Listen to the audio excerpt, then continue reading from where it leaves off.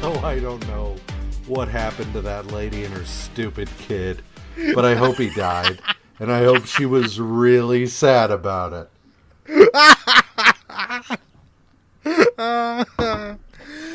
Hi! Welcome to episode 8 of this thing we're doing. It's called How Marvelous. And we're talking about the classic Marvel series, What If? So, yeah. But you know that by now. Hi, I'm Max. Well, hey there, ho there, hi there, I am Mikki. Hey there, hi there, ho there, it's your dog there. I'm JR. Yeah, that's right. That was a Mad About You reference. Because I'm timely as shit. Jesus. Oh, God. Yeah. I'm referencing shit I don't even watch. Wow. Whatever. Hank Azaria is timeless, other than Apu. Yes, yeah. Hank Azaria is timeless until it becomes way too done. Yeah. Oh, my. 15-year-old me would like a conversation with me right now about my Well- about my knowledge of Mad About You. Aw, man. I used to watch Will and Grace, so... Yeah. No, wait, Dharma and Greg. Ooh, Yeah. God. Anyway, Both of those. I had, so, you know, if it went into syndication, I watched a lot of it. Boston Common, oh yeah, I watched it. I can still remember distinctly, if you don't remember Boston Common, yeah. it was a truly spectacular series in which the husband from Yesteryear was from West Virginia, I think, and he was taking his sister to college in Boston, saw a girl he liked, and decided to move there and stalk her. Yeah. Yep. Shows best not to think of man. anymore, because, oh no. Yeah. Well, welcome to How it is- Marvelous, where we'll only be discussing New Guy from now on. God, no. Oh. The thing about it is, the thing I remember from that show was there was an episode where the sister was taking a class and she was learning about like conspiracies and government cover-ups, and she was talking about Watergate and yada yada yada, and he goes, well, yeah, I mean, there's Conjugate, that one's the biggest one of all time, and who's in on it? I am, you are, he is, she is, they are, we are. And that has stuck in my brain for like so long. And That I joke hope is that so helps you understand bad. who I am now. Oh my God. That's the dumbest fucking joke. Best. It took me the whole goddamn Yeah. joke to get it. No, that is the best fucking joke ever. That is utter trash, and I never want to hear it again. But I appreciate that it existed. Yeah.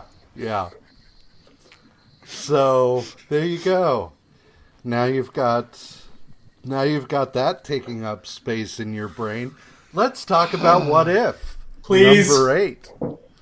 What If Volume 1, Number 8 is written by Don Glutt, penciled by Alan Kupperberg, inked by Jim Mooney, colored by Mary Ellen Beveridge, lettered by Karen Kish, and edited by Roy Thomas.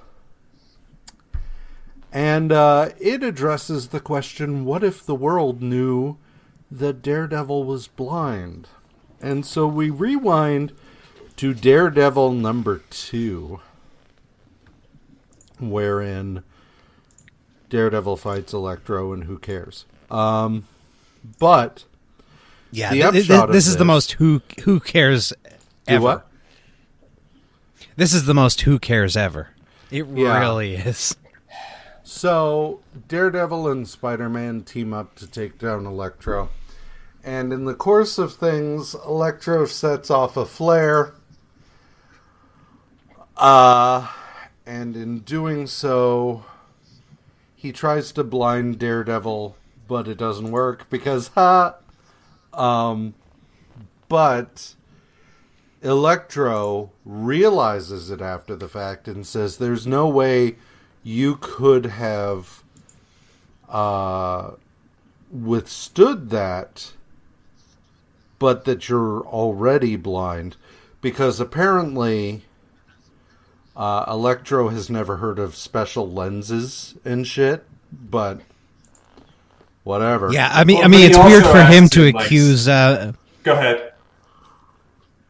Oh yeah, it's weird that he says that Daredevil's blind, but it's like, did you not see the clear red goggles he is wearing?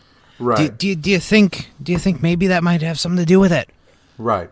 But as you said, he does like to prove his point. He's like, "Hey, what color is my costume?" At which point Daredevil, instead of just being like, I like any media that shows exactly how shitty a lawyer Matt Murdock is. Because you figure any guy who has to argue for a living would be quicker on his feet. But Daredevil literally stands there when asked this question, and he's like, well, I mean... And even his posture says, Yeah.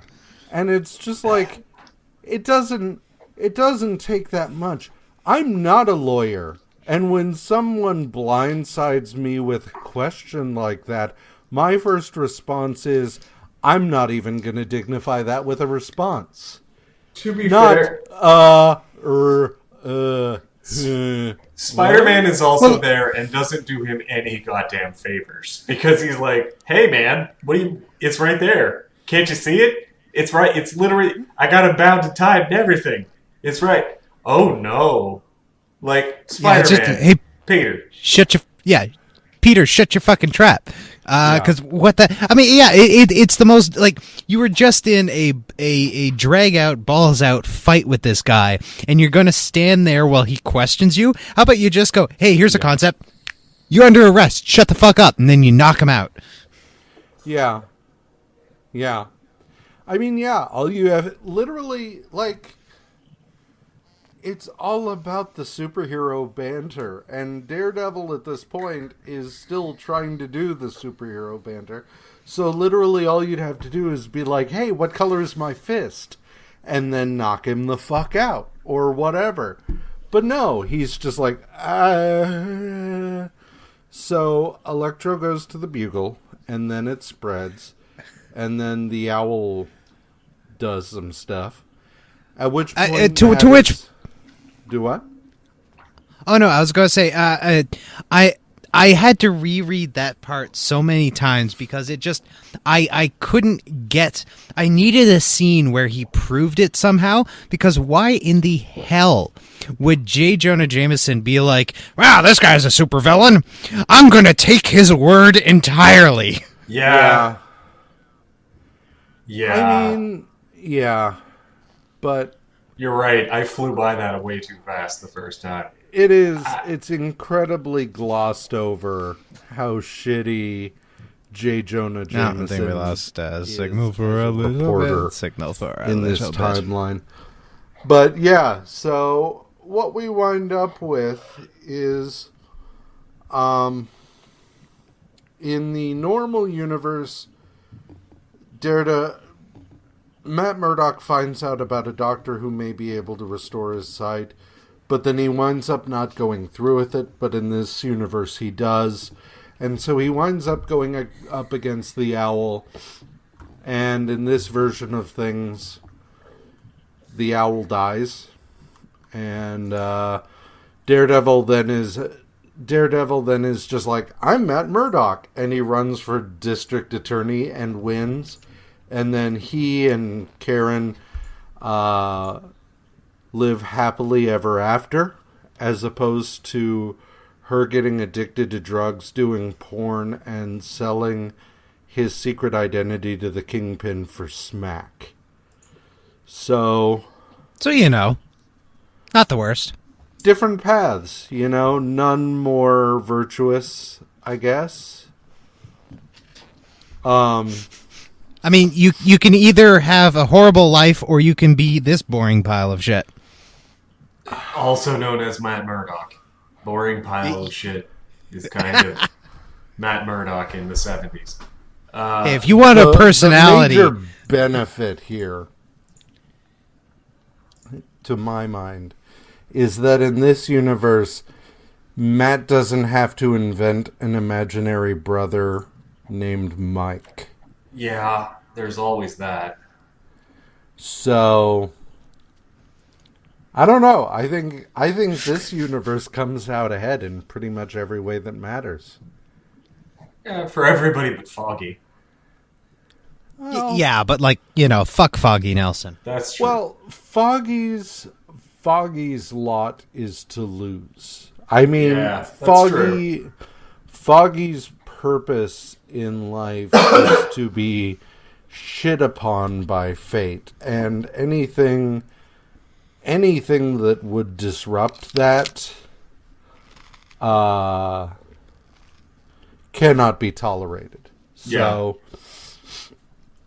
yeah, fuck Foggy. And I'm not saying that. The universe is saying that. True. Yeah, that's a constant. Yeah.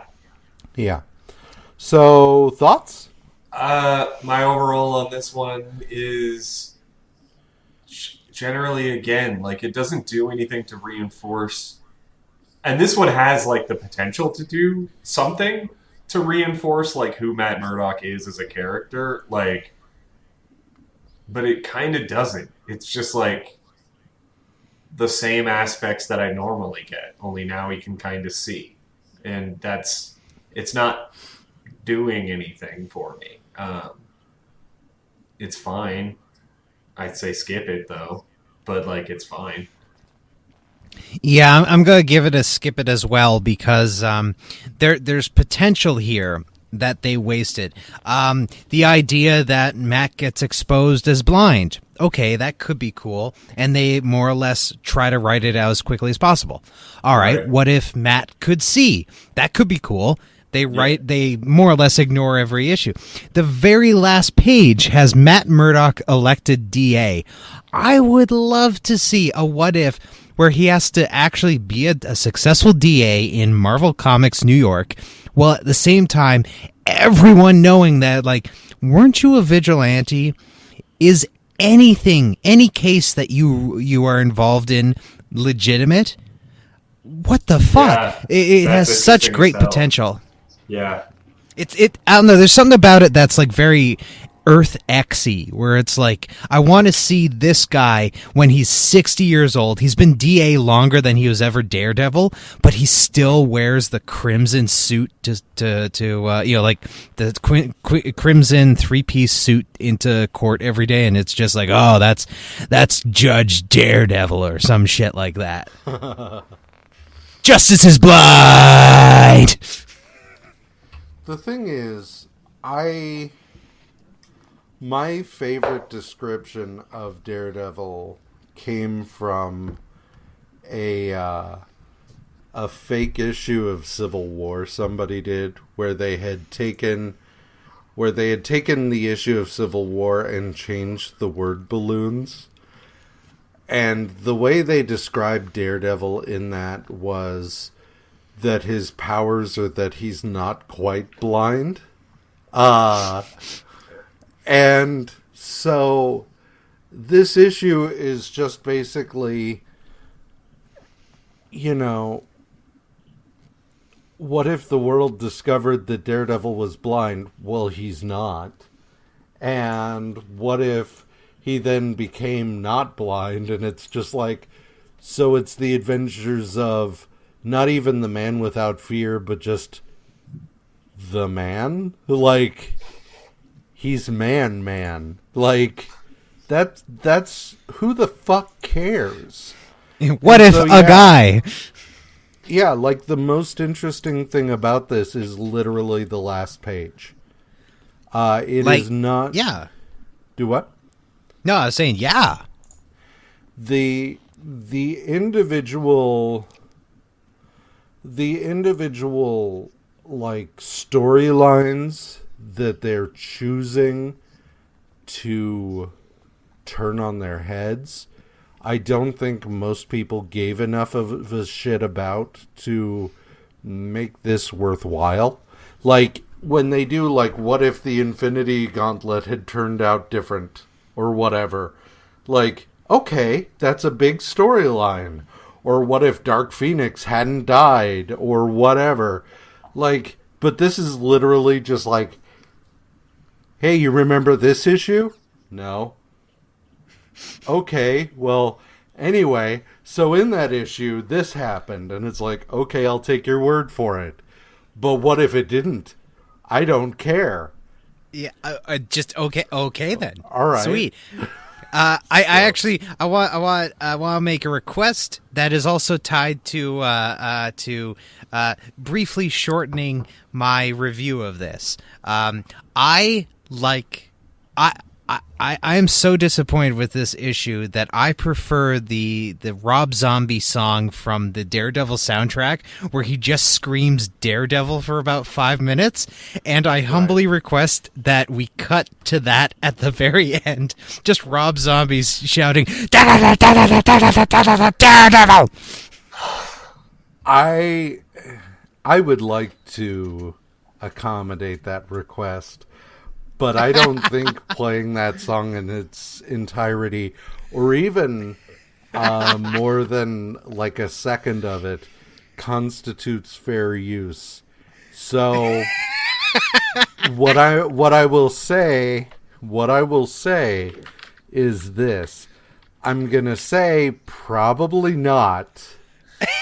But if after we post this episode, somebody can provide me with evidence that we'd be safe to do so, I will re-edit this episode to include that. My assertion, my thesis statement, if you'd like, is that there's no way in hell even the owners of that song give a crap about it. Last I checked, that is not a valid argument when it comes to copyright or intellectual property law. Well, who the fuck are you, a blind lawyer? No. However, my mom, when I was growing up, my mom did actually work in copyright law, like in cool. intellectual property law. Her law firm actually sued the makers of Garbage Pail Kids into oblivion. See, that story that lasted 5 seconds was more entertaining than this issue. I will tell you, my favorite thing was going to visit her at the office, because they had a display in the office of like products they had defended or products they had sued. And so they had like a ton of Garbage Pail Kids cards just in the lobby of their office. And I was just like, had that one, needed that one. I wonder if anyone would notice. Anyway, nice. The other part of this issue is, what if Spider-Man, or if the spider had been bitten by a radioactive human? It's garbage. Like, Spider-Ham did it better. Fuck yes, absolutely. Yeah. So, don't include these kinds of cartoony, cutesy shit unless it's Fred Hembeck. I will say that forever. I know you're probably going to get sick of it. Fred Hembeck, Fred fucking Hembeck. No, I'm with you on that. I loved Fred Hembeck back in the day. Is he still alive? I don't even know. Okay. Last I checked, the Punisher killed. No, that was Stan Lee. Never mind. Stan Lee kills him at the end of Fred Hembeck Destroys the Marvel Universe. Right. Well, but like, yeah. I remember buying a comic by him in the late 2000s because it was a Spider-Man special he did. But anyway, Ooh. yeah, the cover had like Spider-Man like with his head on a desk, just like longing for death. Anyway, join us next time as I become progressively drunker and we talk about what if the Avengers had been formed during the 1950s. So good times will be had by all, I guess. Golly gee, that sure does sound exciting. I mean, it's a worthwhile issue if you're a big fan of like Avengers Forever. And I think it look, we'll get into it, but I think it had the most potential out of all of the what if issues so far. So Yeah. there is excitement. Yeah. Let's not jump the gun there. So, all right. Yeah. Yeah. Bye. Bye. Bye.